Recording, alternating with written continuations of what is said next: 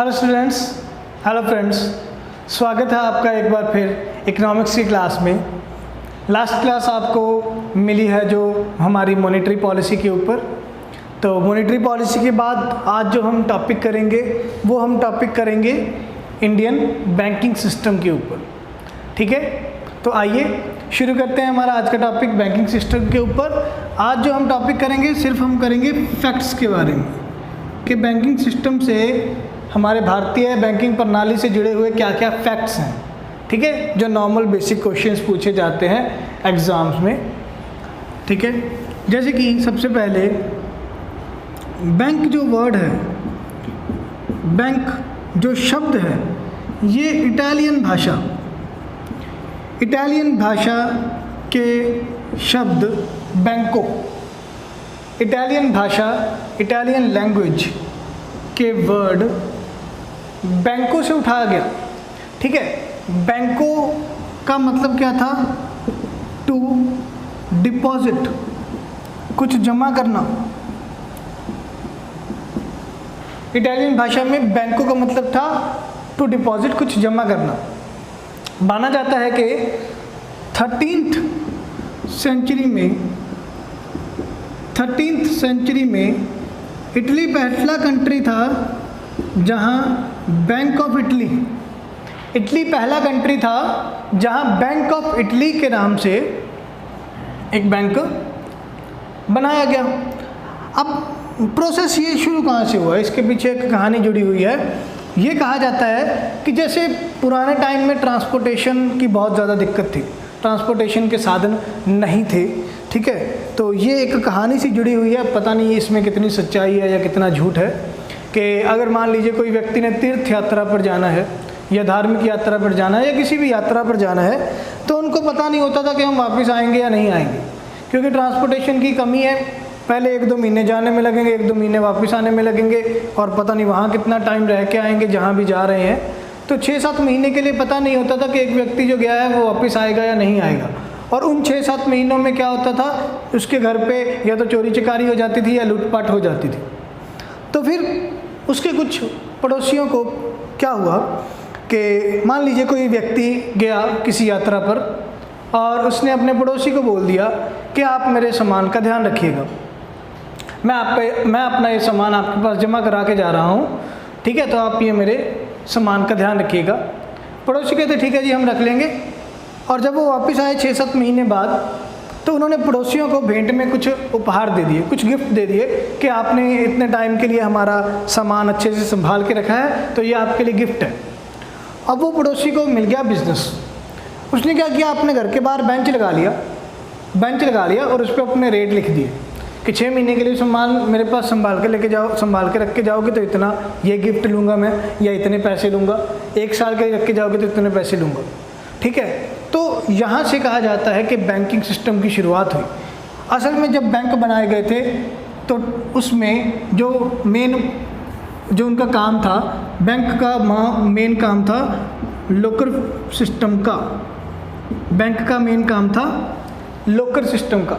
जैसे आज के टाइम पे हम लोकर में कुछ जमा करके आते हैं अपना गोल्ड वगैरह, ज्वेलरी वगैरह, तो वो हमसे कुछ चार्ज करते हैं। वैसे ही बैंक ऑफ इटली में इस तरीके से बैंक शुरू किया गया 13th सेंचुरी में कि आप हमारे पास अपना सामान जमा करा के जाएं, हम बदले में कुछ पेमेंट लेंगे।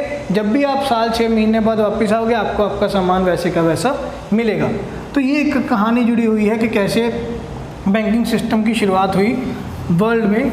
अगर मैं इंडिया की बात करूं, एंशिएंट टाइम पीरियड्स में,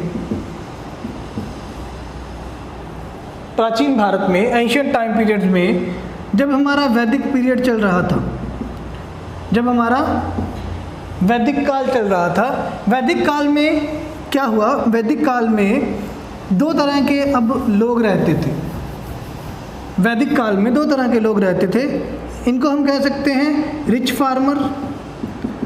फार्मर्स और पुअर फार्मर्स। तो वैदिक काल में 2 तरह के हमारे लोग रहते थे, रिच फार्मर्स और पुअर फार्मर्स। रिच फार्मर्स वो थे जिनके पास खुद के औजार थे कृषि करने के लिए। पुअर फार्मर्स थे जिनके पास ज़मीन भी खुद की नहीं थी और ना ही खुद के औजार थे कृषि करने के लिए। अब क्या होता था, पुअर फार्मर्स ने जब भी कृषि करनी होती थी वो रिच फार्मर को बोलते थे कि आप अपने टूल्स, एग्रीकल्चर टूल्स हमें यूज़ करने दो। ठीक है, रिच फार्मर्स क्या करने देते थे, टूल्स यूज़ करने देते थे, टूल्स यूज़ करने देते थे पुअर फार्मर्स को। रिच फार्मर्स टूल्स यूज़ करने देते थे पुअर फार्मर्स को। तो पुअर फार्मर्स से बदले में वो क्या लेते थे, यूजरी, बदले में वो लेते थे यूजरी। जैसे मैं आज के टाइम पे कह दूं कि आड़ती है, कोई आड़ती होते हैं जैसे, ठीक है, कमीशन एजेंट्स होते हैं, तो वो पैसा यूज़ करने के लिए देते हैं फार्मर्स को, बदले में उनसे इंटरेस्ट लेते हैं और कुछ फसल का हिस्सा लेते हैं। तो ये जो रिच फार्मर्स थे ये भी क्या करते थे, पुअर फार्मर्स को अपने टूल्स यूज़ करने देते थे और उसके बदले में कुछ इंटरेस्ट प्लस क्रॉप्स लेते थे, ब्याज और फसल लेते थे, और उसको उन्होंने नाम दिया यूजरी। तो भारत में हम ये कह सकते हैं कि प्राचीन काल से ही बैंकिंग सिस्टम, ये लोन देने वाला कि पैसे यूज़ करो आप, बदले में मैं ब्याज दूंगा, तो ये एंशिएंट पीरियड से ही चला आ रहा है। ठीक है, और उस टाइम उस बिज़नेस को क्या कहा जाता था, यूजरी। ठीक है, यूजरी कहा जाता था। ठीक है, तो ये थोड़ा हिस्ट्री हो गया कि कैसे बैंकिंग प्रणाली की शुरुआत हुई इंडिया में या फॉरेन कंट्री में। ठीक है, अभी अगर मैं इंडियन बैंकिंग सिस्टम की बात करूं तो कैसे मॉडर्न बैंक्स बनने शुरू हुए, मॉडर्न बैंक्स कैसे बनने शुरू हुए इंडिया में, तो 1770 में भारत को मिला इसका पहला मॉडर्न बैंक, पहला आधुनिक बैंक मिला भारत को, बैंक ऑफ हिंदुस्तान के नाम से भारत को इसका पहला मॉडर्न बैंक मिला। कब, 1770। ठीक है, फर्स्ट बैंक ऑफ इंडिया। बहुत बार ये क्वेश्चन आता है कि फर्स्ट बैंक ऑफ इंडिया कौन सा है, बैंक ऑफ हिंदुस्तान 1770 में बना, पर 1829 में इसको डिज़ोल्व कर दिया गया, 1829 में इसको बंद कर दिया गया। ठीक है, कुछ फाइनेंशियल क्राइसिस के कारण, ठीक है, पैसों की तंगी के कारण इस बैंक को 1829 में बंद कर दिया गया। ठीक है, तो ये हुआ भारत का सर्वप्रथम आधुनिक बैंक। फिर इसके बाद 6 साल बाद 1776 में पहला बैंक बना बैंक ऑफ हिंदुस्तान। 1776 में फिर एक और बैंक बना, जनरल बैंक ऑफ इंडिया। एक और बैंक बना, जनरल बैंक ऑफ इंडिया। ठीक है, पर ये बैंक भी नहीं, 76 में नहीं, 86 में, 15 साल बाद। ठीक है, 1786 में बैंक बना जनरल बैंक ऑफ इंडिया। ये बैंक 5 साल बाद 1791 में इसको क्लोज कर दिया गया, इसको बंद कर दिया गया फाइनेंशियल क्राइसिस के कारण। ठीक है, तो इस समय तक भारत के पास कोई अच्छा बैंक नहीं था। बैंक बन रहे थे पर बंद हो रहे थे क्योंकि कोई भी भारतीय नागरिक इसमें पैसा जमा करवा ही नहीं रहा था। ठीक है, फिर बात निकल के आई 1806 में। 1806 में क्या हुआ, एक बैंक बनाया गया, बैंक ऑफ कलकत्ता। 1806 में बना बैंक ऑफ कलकत्ता। अब ये बैंक एक स्टेबल बैंक बना और इसमें जितना भी सारा पैसा था, all the capital is invested bye east India company. तो जितना भी पैसा था इसमें सारे का सारा पैसा 1806 में बैंक ऑफ कलकत्ता में किसने लगाया, ईस्ट इंडिया कंपनी ने लगाया। क्लियर है। इसके बाद 1806 में जब ये बैंक ऑफ कलकत्ता बन गया, 3 साल बाद 1809 में बैंक ऑफ कलकत्ता का नाम बदल के कर दिया गया बैंक ऑफ बंगाल। 1809 में 3 साल बाद बैंक ऑफ कलकत्ता का नाम बदल के बैंक ऑफ बंगाल कर दिया गया। ठीक है, 1809 में। 1840 में इसी बैंक की तरह एक और बैंक बनाया गया, बैंक ऑफ बॉम्बे। 1840 में इसी बैंक की तरह एक और बैंक बनाया गया, बैंक ऑफ बॉम्बे। ठीक है। देन 1843 में इसी टाइप का तीसरा बैंक बनाया गया, बैंक ऑफ मद्रास। 1840 में 3 साल बाद इसी टाइप का एक और बैंक 1843 में बैंक ऑफ मद्रास बनाया गया। क्लियर है? ठीक है। तो ये बैंक्स इसी तरह अच्छे तरीके से काम करते रहे, काफ़ी अच्छा काम किया इन्होंने, अच्छे से काम करते रहे। इसके बाद 1865 में बैंक बना इलाहाबाद बैंक। इलाहाबाद बैंक बना 1865 में बना इलाहाबाद बैंक। ये अभी तक अच्छे से काम कर रहा है। ठीक है। इसके बाद 1894 में बैंक बना पंजाब नेशनल बैंक,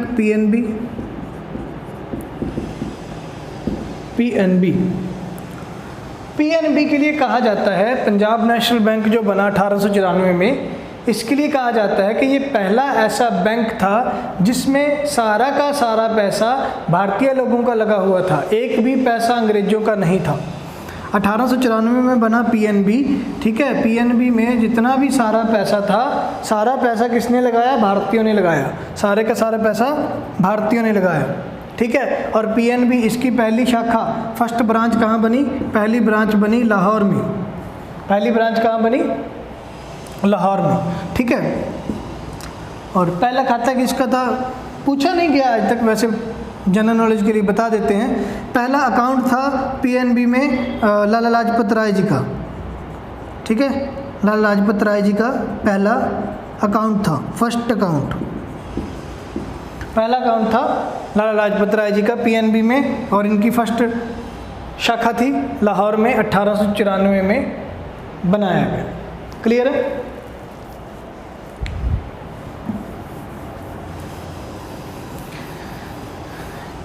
इसके बाद 1906 से लेके 1911 तक, 1906 से लेकर 1911 तक, ये 5 सालों में बहुत सारे बैंक मिले इंडिया को, जैसे कि bank of Baroda, Canara bank, bank of India,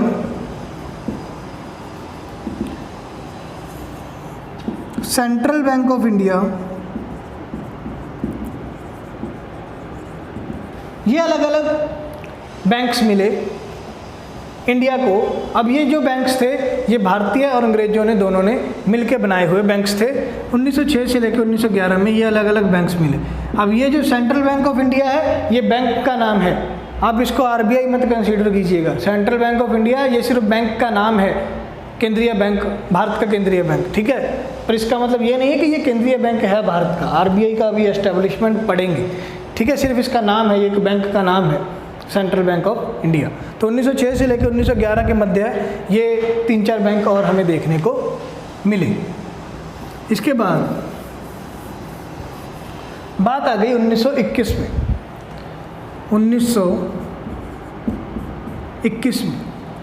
1921 में क्या हुआ? जो एक बैंक था हमारा बैंक ऑफ बंगाल, एक बैंक था बैंक ऑफ बॉम्बे, और एक बैंक था बैंक ऑफ मद्रास। इन तीनों बैंक्स को मिला के एक नया बैंक बना दिया गया, जिसका नाम रखा गया इंपीरियल बैंक ऑफ इंडिया। ध्यान से समझिए, 1921 में इन तीनों बैंकों को विलय करके, मर्ज करके, बैंक ऑफ बंगाल को, बैंक ऑफ कलकत्ता बॉम्बे को और बैंक ऑफ मद्रास को, इन तीनों को मिला के एक नया बैंक बना दिया गया, इंपीरियल बैंक ऑफ इंडिया। ये क्यों बनाया गया? ताकि अंग्रेज़ों से अब जो लोग पीछे हो रहे थे, अपने बैंक बना रहे थे, हथियार खरीदने के लिए अपने अपने बैंकों में पैसा जमा कर रहे थे, तो अंग्रेज़ों ने एक ये बैंक बनाने की कोशिश की कि हम भारतीय मुद्रा पे कंट्रोल करेंगे, इंडिया की करेंसी के ऊपर, इंडिया के पैसे के ऊपर कंट्रोल करेंगे। इसलिए उन्होंने ये बैंक की स्थापना की, इंपीरियल बैंक ऑफ इंडिया की। पर ये अच्छे से भारतीय मुद्रा को कंट्रोल नहीं कर पाया। ठीक है, क्लियर है? इसके बाद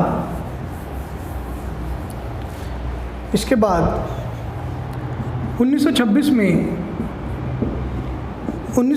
में एक रॉयल कमीशन के नाम का कमीशन बिठाया गया।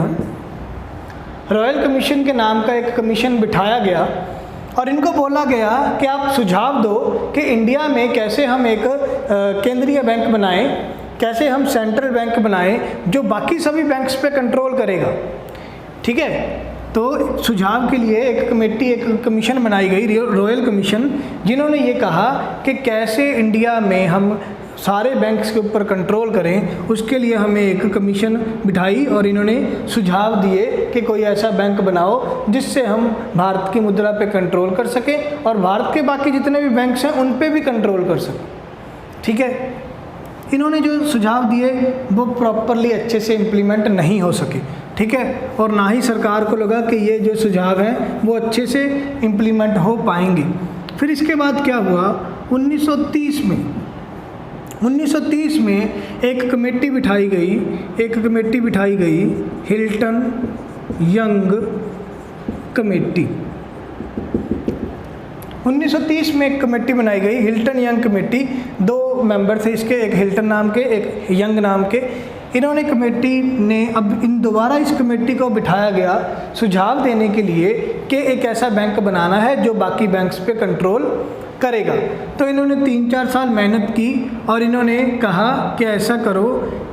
1934 में इन्होंने सुझाव दिए।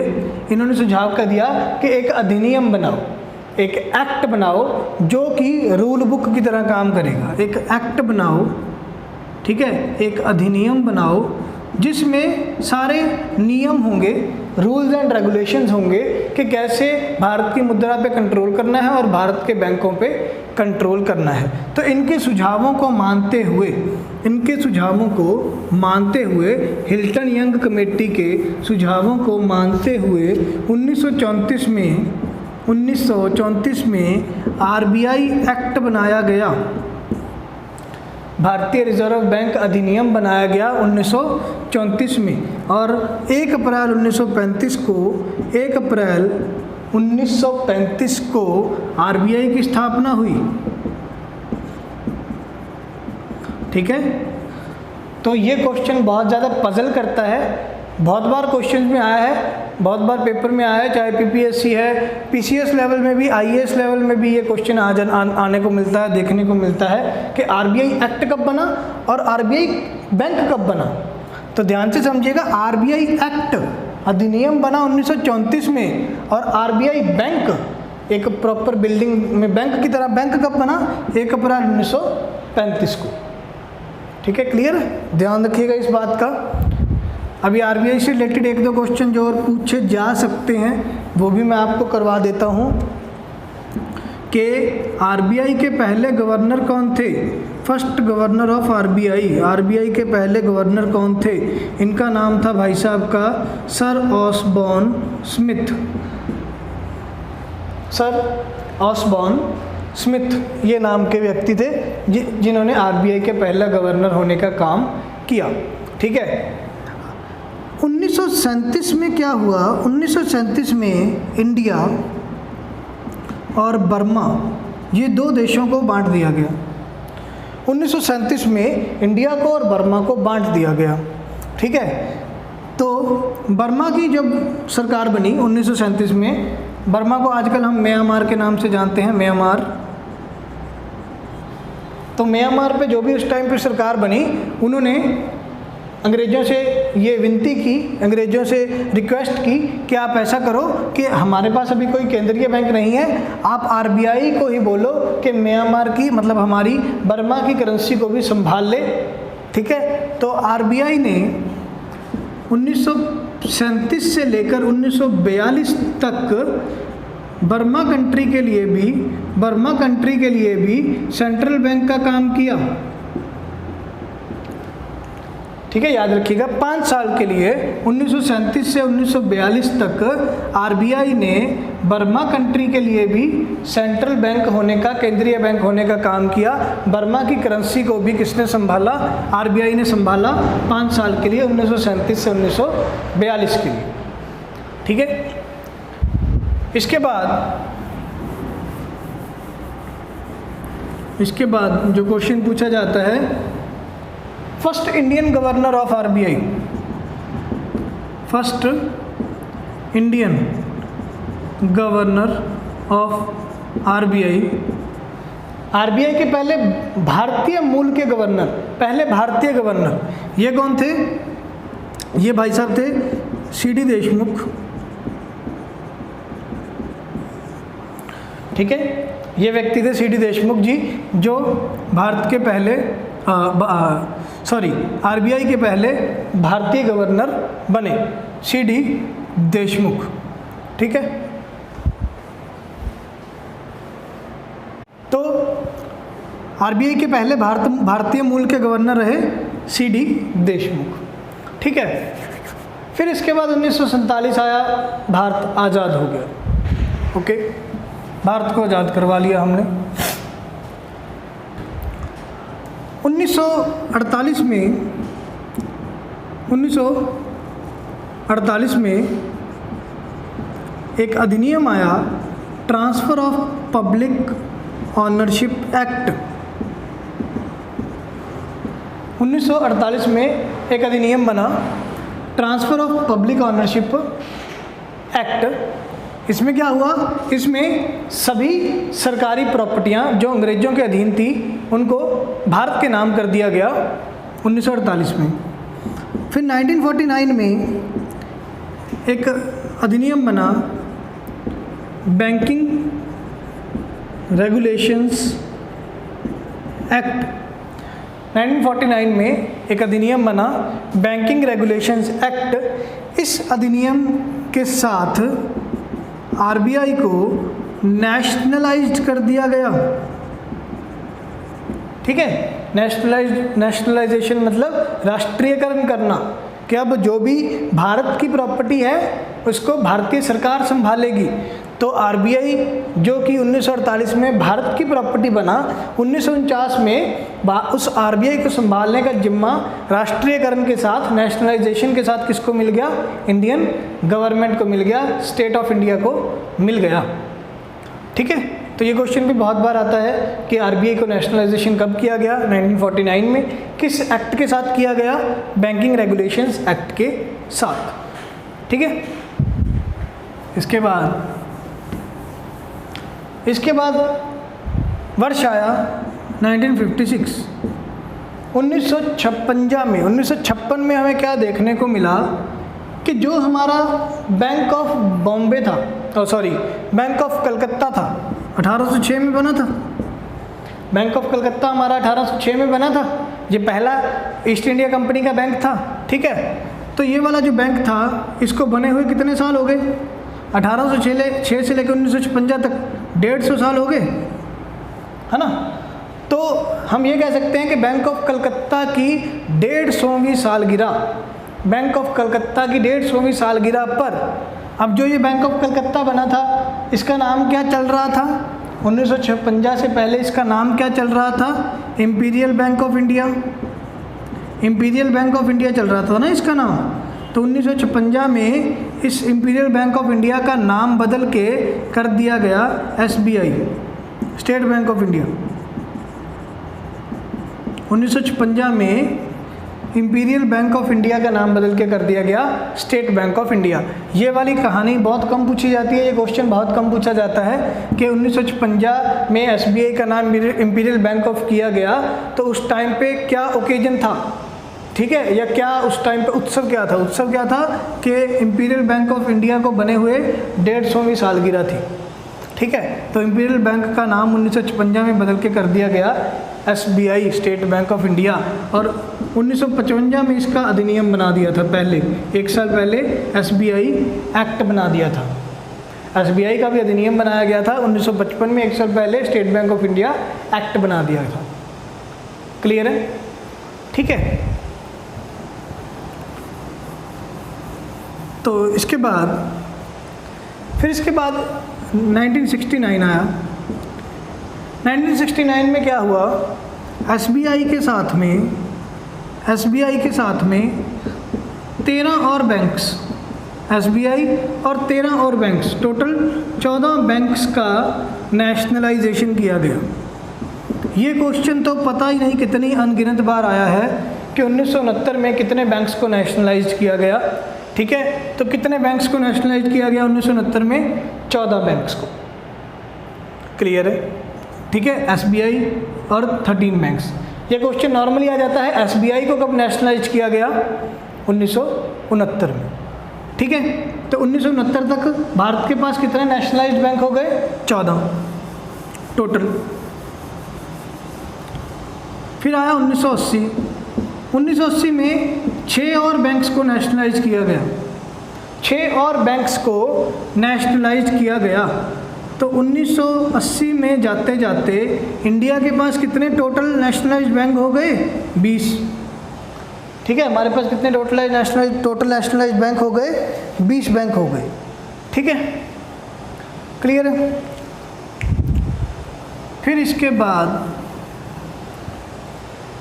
अब जितने भी बैंक बन गए, RBI बन गया, गवर्नमेंट बैंक बन गए। ठीक है, 1991 में आया हमारा न्यू इकोनॉमिक पॉलिसी। ठीक है, याद है आपको, हमने 5 ईयर प्लान्स के साथ किया था new economic policy. 5 year plans के साथ किया था, जिसको हमने LPG पॉलिसी का नाम दिया था। LPG पॉलिसी का नाम दिया था। मैंने आपको बताया था कि 1991 में क्या हो गया? प्राइवेटाइजेशन हो गई। प्राइवेटाइजेशन हो गई कि प्राइवेट लोग अब अपनी कंपनियां खोल सकते हैं जैसे मर्जी। ठीक है, तो 1991 के बाद से प्राइवेट बैंक बनने शुरू हुए। 1991 के बाद से प्राइवेट बैंक बनने शुरू हुए, जैसे कि HDFC, axis bank, ICICI bank. तो ये प्राइवेट बैंक बनने शुरू हुए 1991 के बाद। ठीक है, किसके साथ? न्यू इकोनॉमिक पॉलिसी या LPG पॉलिसी के साथ। ठीक है, फिर इसके बाद जितने भी बैंक बन गए, प्राइवेट बैंक बन गए, पब्लिक बैंक बन गए, RBI बन गया, पर इन बैंक्स के लिए कोड ऑफ कंडक्ट बनाने वाली कोई संस्था नहीं थी। कोड ऑफ कंडक्ट बनाने वाली कोई ऑर्गेनाइजेशन नहीं थी। तो 2006 में भारतीय गवर्नमेंट ने एक बोर्ड बनाया। उस बोर्ड का नाम रखा banking codes and standards board of India. ठीक है, शॉर्ट फॉर्म में इसको बोला जाता है BCSBI, banking codes and standards board of India. कब बना? 2006 में। तब से लेके इसकी जिम्मेवारी है बैंक्स के लिए norms, rules, regulations, codes, standards, conducts बनाना। ठीक है, और साथ ही में 2006 में क्या हुआ? साथ ही में 2006 में क्या हुआ? बनाया गया banking ombudsman act. Banking ombudsman act. Banking ombudsman act क्या था कि अब बैंक्स के लिए तो रूल्स एंड रेगुलेशन के लिए ये बोर्ड बना दिया। अगर बैंक वाला, कोई प्राइवेट बैंक या पब्लिक बैंक कस्टमर के साथ कोई ठगी करता है, कस्टमर को तंग करता है, या कस्टमर तंग हो रहा है बैंक के किसी रूल्स एंड रेगुलेशन के साथ, तो कस्टमर के लिए ये एक्ट बनाया गया, ये अधिनियम बनाया गया, बैंकिंग ऑम्बड्समैन एक्ट, जिसके थ्रू रूल्स एंड रेगुलेशन बनाए गए कि कस्टमर कैसे कंप्लेंट करेगा बैंक्स के ऊपर, और बैंक उस कंप्लेंट को किस तरीके से निपटारा करेंगे। ठीक है, तो वो कौन सा एक्ट बनाया गया? बैंकिंग ऑम्बड्समैन एक्ट 2006 में। क्लियर है?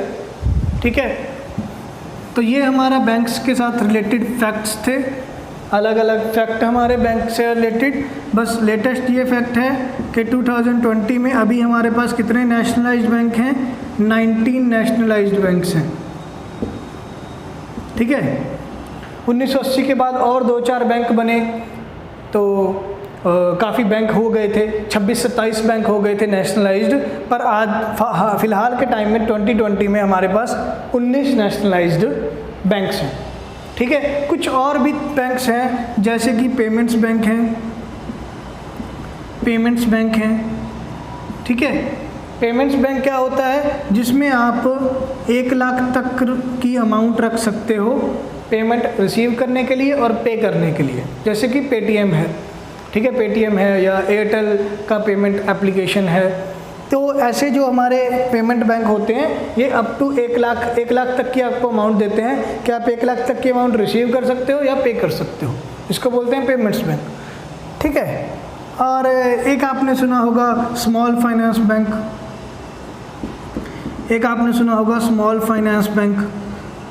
ठीक है, स्मॉल फाइनेंस बैंक होते हैं जिनका काम है स्मॉल फाइनेंस प्रोवाइड करना।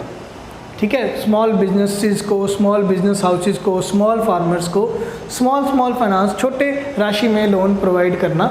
ठीक है, हैं ये भी बैंक, पर इनको प्रॉपर बैंक का लाइसेंस नहीं मिला। इनको कौन सा बैंक का लाइसेंस मिला है? फाइनेंस बैंक का लाइसेंस मिला है। ठीक है, काम ये भी बैंक वाले ही करेंगे। ठीक है, आप इसमें जाके खाता खोल सकते हो, एटीएम मिलेगा आपको, आपके पैसे निकालने दिए जाएंगे। पर इनका जो मेन फोकस होगा स्मॉल इंडस्ट्री को प्रमोट करने के लिए फाइनेंस प्रोवाइड करना, इसलिए इसका नाम स्मॉल फाइनेंस बैंक बना है। ठीक है, तो ये हमारे कुछ फैक्ट्स थे इंडियन बैंकिंग सिस्टम को लेके। क्लियर है? और साथ ही में हमने इसके पीछे वाले लेक्चर में मॉनेटरी पॉलिसी कर ली है सारी आरबीआई की। तो बैंकिंग सिस्टम से रिलेटेड आपको ये क्वेश्चन आते हैं, ये स्टैटिक क्वेश्चन कुछ और मॉनेटरी पॉलिसी से रिलेटेड। इसके अलावा बैंकिंग सिस्टम से रिलेटेड आपको कोई क्वेश्चन नहीं पूछे जाते हैं। अगर मेरे को कोई और क्वेश्चन मिलते हैं, मैं गो थ्रू हो रहा हूँ पिछले बहुत सारे क्वेश्चन पेपर से। ठीक है, और अगर मेरे को कोई और क्वेश्चन मिलते हैं तो वो मैं साथ के साथ आपको टॉपिक करवा दूंगा या आपको डिलीवर करवा दूंगा उसका लेक्चर। पर जहाँ तक मेरा एक नॉलेज है यही क्वेश्चन आए हुए हैं पीपीएससी में, फैक्ट्स से रिलेटेड या मॉनेटरी पॉलिसी से रिलेटेड, मतलब बैंकिंग सिस्टम से रिलेटेड। क्लियर है? मैं आशा करता हूँ कि आपको आज का लेक्चर अच्छा लगा होगा, सारे फैक्ट अच्छे से समझ आए होंगे। इसमें आपको बस एक ही काम करना है, सारे ईयर्स को क्रोनोलॉजिकली आपको याद करना है कि ये वाले ईयर में ये हुआ, उसके बाद ये, इसके बाद ये, इसके बाद ये। ठीक है, तो धन्यवाद आज का लेक्चर अच्छे से सुनने के लिए, अच्छे से समझने के लिए। कल की क्लास में मिलते हैं। कल के लेक्चर में हम कोई और टॉपिक देखेंगे, शायद फाइनेंशियल सिस्टम करेंगे। तब तक के लिए हेल्दी रहिए, हैप्पी रहिए और अपने आप को और अपने आसपास के एनवायरनमेंट को क्लीन रखिए, ग्रीन रखिए। Goodbye, take care.